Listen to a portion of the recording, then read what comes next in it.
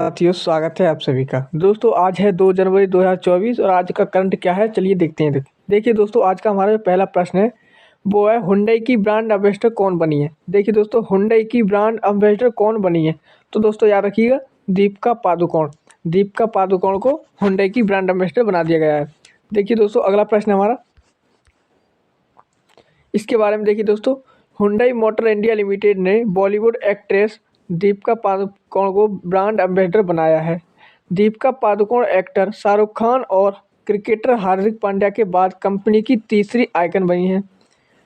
देखिए दोस्तों, Hyundai motor car company, इसकी स्थापना 29 दिसंबर 1967 को हुई थी और ये कोरियाई कंपनी है दोस्तों। दक्षिण कोरियाई कंपनी है, दक्षिण कोरिया की कंपनी है। इसका मुख्यालय सियोल में है, जो दक्षिण कोरिया में है। दक्षिण कोरिया की राजधानी क्या है? सियोल। देखिए दोस्तों, आगे ब्रांड एम्बेसडर देख लेते हैं कुछ। देखिए, पश्चिम बंगाल के ब्रांड एम्बेसडर सौरभ गांगुली को बनाया गया है। एसबीआई के ब्रांड एम्बेसडर एमएस धोनी को बना दिया गया है। रिलायंस जियो मार्ट के ब्रांड एम्बेसडर एमएस धोनी बने हैं। मोबाइल के ब्रांड एम्बेसडर मोबिल, दोस्तों मोबिल के जियो ब्रांड एम्बेसडर ऋतिक रोशन बने हैं। चुनाव आयोग के राष्ट्रीय आइकन राजकुमार राव। आईसीसी विश्व कप के ग्लोबल एवेंजर ये सचिन तेंदुलकर। भारत पेट्रोलियम के ब्रांड एम्बेसडर राहुल द्रविड़ बने हैं और रैंगलर के ब्रांड एम्बेसडर स्मृति मंधाना बनी है। कौन बनी है? स्मृति मंधाना। देखिए दोस्तों, अगला प्रश्न है, इंपॉर्टेंट रहने वाला है। 16वें वित्त आयोग के अध्यक्ष कौन बने हैं? तो 16वें वित्त आयोग के अध्यक्ष ये बने हैं दोस्तों अरविंद पनघड़िया। अरविंद पनघड़िया बने हैं। ऑप्शन बी राइट आंसर हो जाएगा, अरविंद पनघड़िया। देखिए दोस्तों, नीति आयोग के पूर्व उपाध्यक्ष अरविंद पनघड़िया को 16वें वित्त आयोग का चेयरमैन बनाया गया है। देखिए दोस्तों, ये नीति आयोग के पूर्व चेयरमैन रह चुके हैं, पूर्व उपाध्यक्ष रह चुके हैं। कौन? अरविंद पनघड़िया। इस बात को भी याद रखिएगा। ऋत्विक रंजन पांडे को कमीशन का सेक्रेटरी बनाया गया है। देखिए दोस्तों, चेयरमैन और कमीशन के दूसरे सदस्यों का कार्यकाल 31 अक्टूबर 2025 तक होगा। एन के सिंह 15वें वित्त आयोग के चेयरमैन थे दोस्तों, जो अब रिटायर हो गए। देखिए दोस्तों, अगला वित्त आयोग के बारे में। वित्त आयोग संविधान के अनुच्छेद ये दोस्तों 280 के तहत स्थापित एक संवैधानिक बॉडी है। क्या है? एक संवैधानिक बॉडी है दोस्तों। ये केंद्र और राज्यों के बीच पैसा कितना बटेगा और कैसे बटेगा, इसकी देखरेख करता है। पहला वित्त आयोग 1951 में स्थापित किया गया था। पहले वित्त आयोग के अध्यक्ष कौन थे? तो ये थे केसी नियोगी।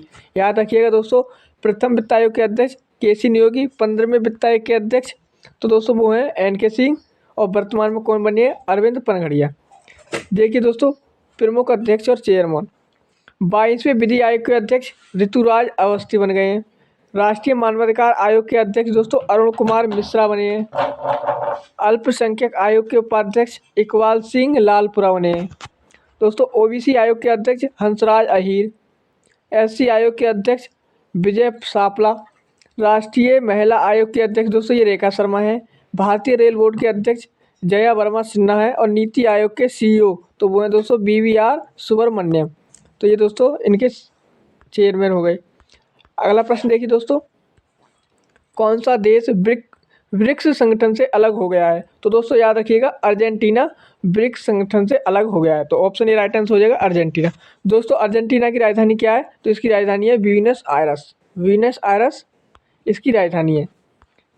अगला प्रश्न देखिए दोस्तों, अर्जेंटीना के राष्ट्रपति जेवियर माइली, इनके अर्जेंटीना के राष्ट्रपति कौन है? जेवियर माइली ने ब्रिक्स के नेताओं को पत्र लिखकर संगठन से इस्तीफा दे दिया है। अर्जेंटीना, इथोपिया, ईरान, सऊदी अरब, मिस्र और संयुक्त अरब अमीरात 1 जनवरी 2024 को शामिल होने वाले थे। देखिए दोस्तों, ब्रिक्स के बारे में देखिए, 2001 में अर्थशास्त्री जिम ओ नील द्वारा ब्रिक्स शब्द गढ़ा गया था। ब्रिक्स शब्द दोस्तों, ब्रिक शब्द गढ़ा गया था। पहला ब्रिक सम्मेलन वर्ष 2009 में रूस के येकतेरिनबर्ग में हुआ था। 2010 में दक्षिण अफ्रीका को शामिल होने के बाद ये ब्रिक्स बन गया था। 2014 में ब्रिक्स देशों के द्वारा न्यू डेवलपमेंट बैंक एनडीबी की स्थापना हुई थी। देखिए दोस्तों, अर्जेंटीना के बारे में कुछ फैक्ट देखिए। राजधानी दोस्तों ब्यूनस आयरस है। मुद्रा यहाँ की अर्जेंटीनो पेसो है। अधिकतम भाषा दोस्तों यहाँ पे स्पेनिश बोली जाती है। राष्ट्रपति कौन है यहाँ के? जेवियर माइली हैं। दोस्तों यहाँ पर एक मरुस्थल पाया जाता है, पैटागोनिया का मरुस्थल। दोस्तों पैटागोनिया का मरुस्थल या पठार दोस्तों ये अर्जेंटीना में पाया जाता है, याद रखिएगा दोस्तों। आगे देखिए दोस्तों, अगला प्रश्न है, विश्व में दूसरा सबसे बड़ा इस्पात उत्पादक देश कौन बना है? दूसरा सबसे बड़ा इस्पात उत्पादक देश, तो दोस्तों वो बन गया है भारत। ऑप्शन सी यहाँ पर राइट आंसर है, भारत। देखिए दोस्तों, अगला प्रश्न हमारा भारत दुनिया का दूसरा सबसे बड़ा इस्पात उत्पादक देश बन गया है। इस बात को याद रखिएगा। वित्त वर्ष 2023 में 125.32 मिलियन टन कच्चे स्टील और 121.29 मीट्रिक टन स्टील का उत्पादन हुआ है। 2008 के बाद से इस्पात उत्पादन में 75% की वृद्धि हुई है। वर्तमान में सबसे बड़ा इस्पात उत्पादक देश कौन सा है? तो वो है दोस्तों चीन। याद रखिएगा, चीन के बाद भारत का दूसरा स्थान है। भारतीय इस्पात प्राधिकरण सेल, जिसे बोलते हैं दोस्तों सेल, SAIL, भारतीय इस्पात प्राधिकरण। देखिए दोस्तों, मुख्यालय इसका नई दिल्ली में है। वर्तमान अध्यक्ष अमरेंदु प्रकाश हैं इसके। यह एक सरकारी निकाय है। महारत्न कंपनी का दर्जा प्राप्त है इसको। यह सरकार के स्वामित्व वाला सबसे बड़ा इस्पात उत्पादक है। याद रखिएगा दोस्तों, चीन के बाद भारत का दूसरा स्थान हो गया इस्पात उत्पादक में। आगे देखिए दोस्तों, 100 अरब डॉलर की संपत्ति वाली पहली महिला कौन बनी है? तो 100 अरब डॉलर की संपत्ति वाली पहली महिला ये कौन बनी है? तो फ्रांसुआ बेटनकाट माय ये दोस्तों 100 अरब डॉलर की संपत्ति वाली पहली महिला बनी है। देखिए दोस्तों, अगला इनके बारे में देखिए। फ्रांस की फ्रांसुआ बेटनकाट माइज विश्व की महिला बन गई हैं जिसके पास 100 अरब डॉलर की संपत्ति है। ब्लूमबर्ग के अनुसार माइज की कुल संपत्ति 100.1 अरब डॉलर पहुंच गई है। माइज टीठाइस कंपनी की चेयरपर्सन है। याद रखिएगा, टीठाइस कंपनी की चेयरपर्सन है। अगला प्रश्न है दोस्तों, इसरो द्वारा खुफिया जानकारी एकत्रित करने के लिए अगले 5 सालों में कितने उपग्रह लॉन्च किए जाएंगे? तो याद रखिएगा दोस्तों, ये 50 उपग्रह लॉन्च किए जाएंगे। ऑप्शन ए राइट आंसर है, 50 उपग्रह।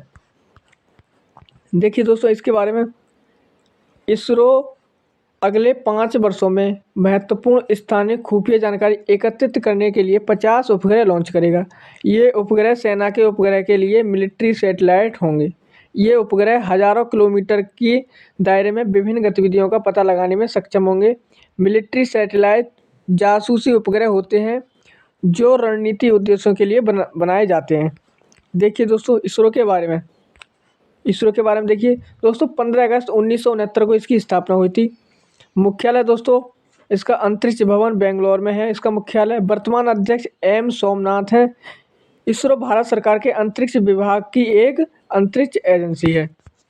देखिए दोस्तों, आगे अगला प्रश्न है, हाल ही में किसे UAPA के तहत आतंकवादी घोषित किया गया है? तो दोस्तों किसे घोषित किया गया है? लखवीर सिंह लांडा को ये दोस्तों आतंकवादी घोषित किया गया है ऊपा के तहत, UAPA के तहत। देखिए दोस्तों, लखवीर सिंह लांडा को ऊपा के तहत गृह मंत्रालय द्वारा व्यक्तिगत आतंकवादी नियमित किया गया है। वह कनाडा स्थित अपराधी और बब्बर खालसा इंटरनेशनल BKI का प्रमुख है। गृह मंत्रालय ने एक बयान में कहा कि लांडा कनाडा में खालिस्तान समर्थक तत्वों से संबंधित था। आगे देखिए दोस्तों, ऊपा के बारे में देख लेते हैं दोस्तों। ऊपा के बारे में देखिए दोस्तों, गैर कानूनी गतिविधियां रोकथाम अधिनियम, जिसे हम कहते हैं UAPA, 1967 में ये अधिनियम आया था। भारत में 1967 से लागू किया गया है। प्राथमिक आतंकवाद विरोधी कानून है। भारत की अखंडता और संप्रभुता के लिए खतरा पैदा करने वाली गैर कानूनी और आतंकवादी गतिविधियों को गैर कानूनी घोषित करने और दंडित करने के लिए अधिनियमित किया गया था। याद रखिएगा, ऊपा को 1967 में लागू हुआ था भारत में। अगला प्रश्न है, किस राज्य में भारत का पहला पनडुब्बी पर्यटन शुरू होगा? किस राज्य में भारत का पहला पनडुब्बी पर्यटन? तो ये दोस्तों गुजरात में होगा। कहाँ पर होगा? गुजरात में। देखिए दोस्तों, गुजरात के द्वारा गुजरात सरकार द्वारा द्वारका में भारत का पहला पनडुब्बी आधारित अंडर वाटर पर्यटन शुरू किया जाएगा। इससे पर्यटकों को द्वारका में समुद्री जीवन का पता लगाने में मदद मिलेगी। पर्यटकों को पनडुब्बी में समुद्र से 100 मीटर नीचे ले जाया जाएगा। प्रत्येक पनडुब्बी 24 पर्यटकों को ले जाएगी। आगे देखिए दोस्तों, गुजरात के बारे में दोस्तों, इसका गठन 1 मई 1960 को हुआ था दोस्तों। 1 मई 1960 को गांधीनगर इसकी राजधानी है दोस्तों। राज्यपाल इसके आचार्य देवव्रत हैं। आचार्य देवव्रत इसके कौन है दोस्तों? अभी वर्तमान में राज्यपाल हैं। मुख्यमंत्री कौन है दोस्तों? भूपेंद्र पटेल हैं। भूपेंद्र भाई पटेल यहाँ के मुख्यमंत्री हैं। आगे देखिए दोस्तों, अगला प्रश्न है national transit pass system. National transit pass system किसने लॉन्च किया है? तो ये दोस्तों भूपेंद्र यादव ने लॉन्च किया है। ऑप्शन सी राइट आंसर है, भूपेंद्र यादव। देखिए दोस्तों, केंद्रीय पर्यावरण मंत्री भूपेंद्र यादव ने पूरे देश में लकड़ी, बांस और अन्य वन उपज परिवहन की सुविधा के लिए national transit pass system NTPS को पूरे भारत में लॉन्च किया है। तो दोस्तों याद रखिएगा, NTPS को भूपेंद्र यादव हैं जो केंद्रीय पर्यावरण मंत्री, इन्होंने लॉन्च किया है। ये दोस्तों लकड़ी, बांस और अन्य वन उपज के परिवहन की सुविधा के लिए है, नेशनल ट्रांजिट पास सिस्टम। देखिए दोस्तों, NTPS की कल्पना वन नेशन वन पास, मतलब एक देश एक पास व्यवस्था से शुरू की गई है। वर्तमान में यह एकीकृत परमिट प्रणाली है, 25 राज्यों और केंद्र शासित प्रदेशों में लागू है। देखिए दोस्तों, अगला प्रश्न है केंद्र सरकार ने सुकन्या समृद्धि योजना की ब्याज दर में कितनी बढ़ोतरी की है? तो केंद्र सरकार ने सुकन्या समृद्धि योजना में जो उसकी ब्याज दर है उसमें कितनी बढ़ोतरी की है? तो 0.2%। ऑप्शन ए राइट आंसर है, 0.2% की वृद्धि की है। देखिए दोस्तों आगे, सुकन्या समृद्धि योजना में ब्याज दर में 0.2 या 20% की बढ़ोतरी की है। सुकन्या स्कीम की ब्याज दर पहले 8% और 3 साल के टाइम डिपॉजिट की ब्याज दर 7% थी। सुकन्या समृद्धि योजना को प्रधानमंत्री नरेंद्र मोदी ने 22 जनवरी 2015 को बेटी बचाओ बेटी पढ़ाओ अभियान के एक भाग के रूप में लॉन्च किया था। यह योजना बेटी की शिक्षा और शादी के खर्चों को पूरा करने के लिए है, सुकन्या समृद्धि योजना। देखिए दोस्तों, हमारा आज का प्रश्न क्या है? अभी हमने इसका उत्तर आपको पिछले प्रश्न में बता दिया था। वित्त आयोग किस अनुच्छेद के अंतर्गत आता है? इसका उत्तर आपको कमेंट बॉक्स में देना है। दोस्तों आपको बताना है इसमें से कौन से अनुच्छेद के अंतर्गत वित्त आयोग आता है। और दोस्तों 16वें वित्त आयोग के अध्यक्ष कौन बने, आपको ये भी बताना है। 15वें वित्त आयोग के अध्यक्ष कौन थे, ये भी बताना है। और प्रथम वित्त आयोग के अध्यक्ष कौन थे, आपको ये भी बताना है। तो 4 सवालों के जवाब आपको कमेंट बॉक्स में बताने हैं। देखते हैं कौन कौन सही उत्तर दे पाता है। चलिए दोस्तों, इस क्लास को यहीं तक रखते हैं, मिलेंगे अगली क्लास में। तब तक के लिए जय हिंद, जय भारत।